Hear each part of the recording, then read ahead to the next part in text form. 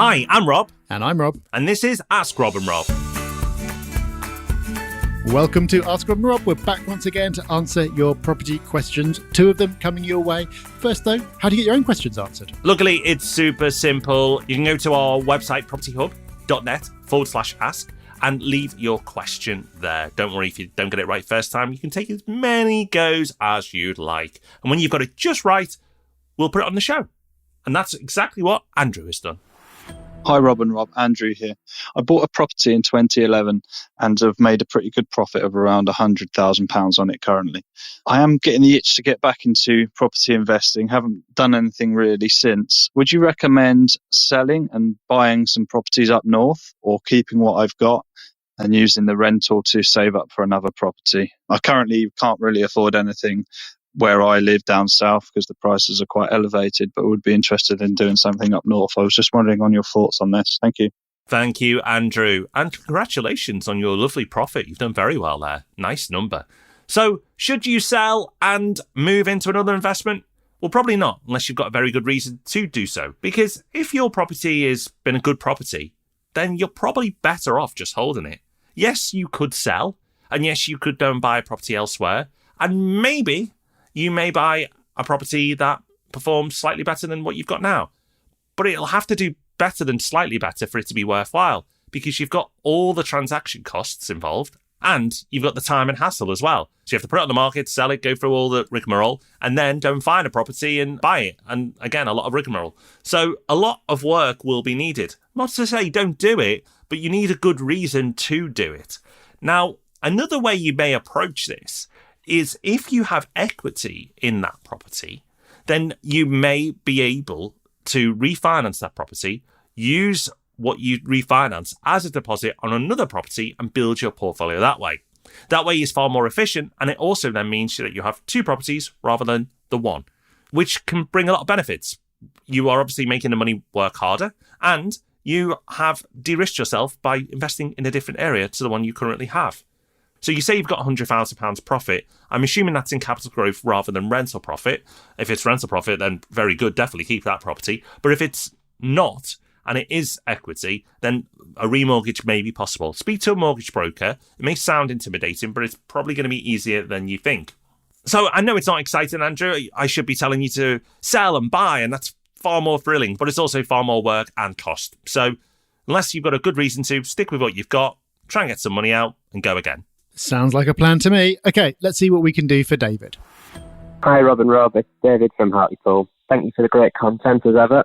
My question is, we bought our first rental property 2 years ago and have had a tenant in there ever since. They've been great tenants and they would like to stay for another 5 years. We would be very happy for them to sign a 5-year contract, but just a little bit unsure how to go about it and how you would pitch things in terms of rental increases and things like that. We'd be really grateful for your opinion and look forward to hearing your answers. Thanks. Bye. David, what a brilliant position to be in. That is exactly what you want as an investor. Tenants who you'd be happy to have stay another 5 years and who want to do that. Unfortunately, it's not as easy as it should be to actually make that happen under the current laws. You have to do something a bit different, which I'll talk you through. But first, I'll sort of say why it's a bit complicated. A big reason is if you've got a mortgage on the property, then it's probably against the terms of your mortgage. And the reason for that is the lender wants to be able to get possession to sell the property if you fall behind on your payments and they need to repossess. And that's more difficult for them to do if there's a tenancy, which they can't bring to an end. So if you look at your mortgage terms, it probably limits fixed terms to a year. Even if you don't have a mortgage on the property, so that's not an obstacle, then both sides will probably want more flexibility in reality. So tenants will probably want the ability to stay, but then they'll probably also want the flexibility to leave before 5 years if they need to move for work or they get the opportunity to buy their own home or whatever. They probably wouldn't really want to lock in for that full length of time. And you probably won't want them to either, because who knows? They're great tenants now, but things can change and your own circumstances might change. So you could use break clauses to get around it. That's one option. But another option is to do something a bit niche, but something that has been talked about a little bit in various places, called a deed of assurance. So what this basically is you've got your tenancy agreement, which might be for a year. That's its own document. It stands alone. But then you've also got another agreement running, which is basically you making a commitment to them, saying that as long as you pay the rent on these kind of terms, then I'm happy for you to stay for 5 years. And if I ask you to leave before the end of that 5 years, I will compensate you in some way. So that might be paying them the equivalent of a certain number of months of rent, or to compensate for their inconvenience. That's a commitment that you make to them. There's no particular commitment that they need to make in return other than abiding by the tenancy like they normally would.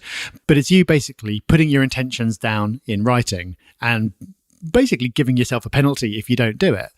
That's not something that you need to do. So if you just informally say to them that you're happy for them to stay and you keep communication open and they come to trust that that's what's going to happen, then you don't particularly need to do anything else. But that extra document is an extra step that you could take if you really want to make it clear that that's your plans, because it's something that you think will be beneficial to them and you really want to hold on to them and give them that bit of extra certainty. So a couple of options there for you, David, but whatever you choose to do, you're in a great position. So I hope your luck holds out. And you know what? You're in luck, because we're back on Thursday with the Property Podcast. And of course, we got the show back up and running for this year for Ask Rob and Rob. And we'll be back next week with more of your great questions. So until then, take care, have fun. Bye-bye. Bye-bye.